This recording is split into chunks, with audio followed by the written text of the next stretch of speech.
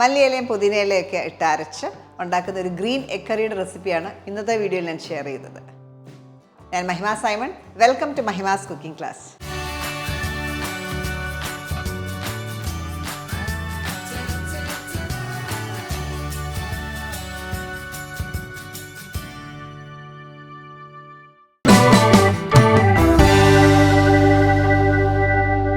നമ്മൾ ഇന്ന് ഉണ്ടാക്കുന്ന മുട്ടക്കറിയുടെ പ്രത്യേകത എന്ന് പറഞ്ഞാൽ നമ്മൾ ഇൻഗ്രീഡിയൻസ് എല്ലാം കൂടെ വഴറ്റി അരച്ചിട്ടാണ് ഉണ്ടാക്കുന്നത്. അപ്പോൾ അതിനായിട്ട് നമുക്ക് ആദ്യം ഒരു പാൻ ഹീറ്റ് ചെയ്യാം.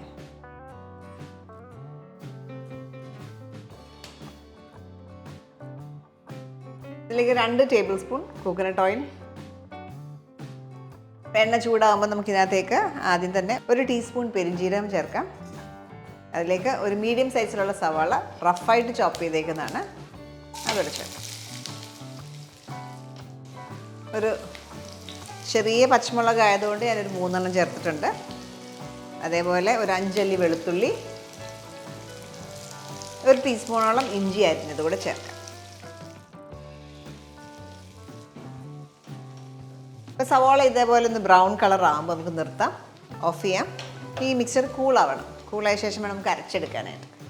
ഈ മിക്സർ നന്നായിട്ട് കൂളായി. നമുക്കിതിനകത്തേക്ക് ഒരു പിടി മല്ലിയില, നല്ലൊരു പിടിയാണ്, ഇതേപോലെ ഒരു പിടി മല്ലിയില തണ്ടോടുകൂടിയാണ് നമ്മൾ ചേർത്തേക്കുന്നത്. ഇതിലേക്ക് ഒരു 2 ടേബിൾ സ്പൂണോളം പുതിനയിലയും കൂടെ ഉണ്ട്. ഈ മിക്സറെല്ലാം കൂടെ നമുക്ക് നന്നായിട്ട് സ്മൂത്ത് പേസ്റ്റായിട്ട് അരച്ചെടുക്കണം.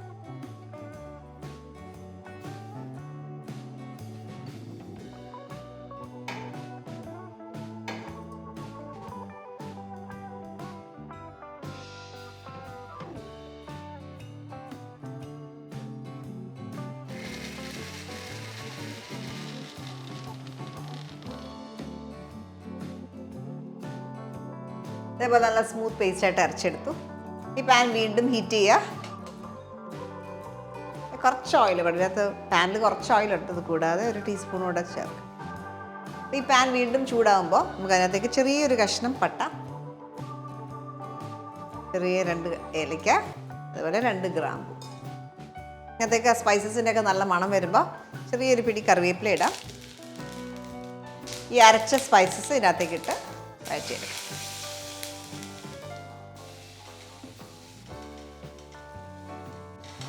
ഇതിലേക്ക് നമുക്ക് 2 ടേബിൾ സ്പൂൺ തൈരും കൂടെ ചേർക്കാം.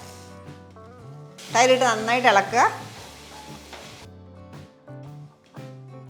ഈ മിക്സി ജാറിലേക്ക് ഞാൻ കുറച്ച് വെള്ളം കൂടെ ചേർത്ത് ബാക്കിയിരിക്കുന്ന അരപ്പും കൂടെ ഇതിനകത്തേക്ക് ചേർക്കുകയാണ്.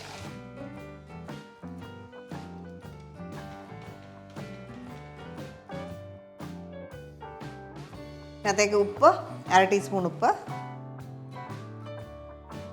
1/4 ടീസ്പൂൺ പഞ്ചസാരയും കൂടെ ചേർത്ത്, അതേപോലെ ഒരു നുള്ള് 1/8 ടീസ്പൂണോളം മഞ്ഞൾപ്പൊടിയും കൂടെ ചേർക്കാം.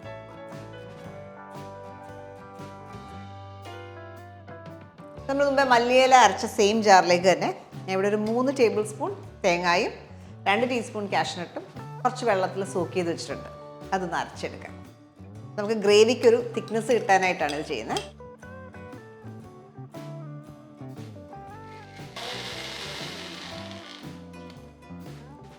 ഇത് നല്ല സ്മൂത്ത് പേസ്റ്റായിട്ടാണ് വേണം അരച്ചെടുക്കാനായിട്ട്. ഇനി നമുക്ക് ഈ ഒരു മസാലയിലേക്ക് നമുക്ക് മുട്ട ചേർക്കാം. പുഴുങ്ങിയ മുട്ട 4 മുട്ടയാണ് എടുത്തേക്കുന്നത്.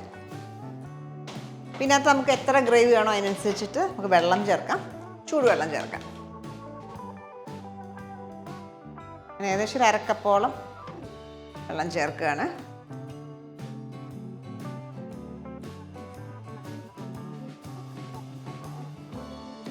ഇതിലേക്ക് തേങ്ങയുടെ മിക്സറൂടെ ചേർക്കാം.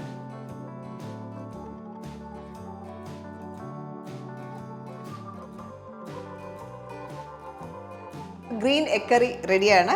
ഇതിനകത്തേക്ക് ഇനി കടുക് പൊട്ടിച്ചെടുക്കണം.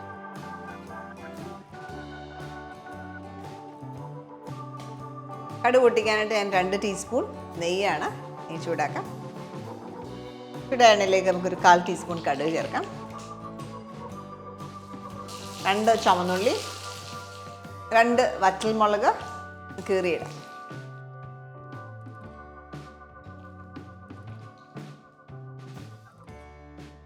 മുട്ടക്കറി ഈ ഒരു ബൗളിലേക്ക് ട്രാൻസ്ഫർ ചെയ്യുകയാണ്.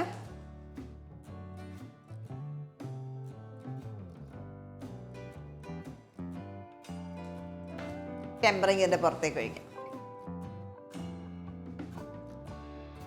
നമ്മൾ ഇന്ന് ഉണ്ടാക്കിയിരിക്കുന്ന ഈ ഗ്രീൻ എഗ് കറി നെയ്ച്ചോറിൻ്റെ കൂടെ പൊറോട്ടയുടെ കൂടെ ചപ്പാത്തിയുടെ കൂടെ ഒക്കെ സെർവ് ചെയ്യാവുന്ന ഒരു കറിയാണ്. ഈ ഒരു റെസിപ്പി നിങ്ങൾ ട്രൈ ചെയ്ത് നോക്കുക. അടുത്ത വീഡിയോയിൽ നമുക്ക് വീണ്ടും കാണാം.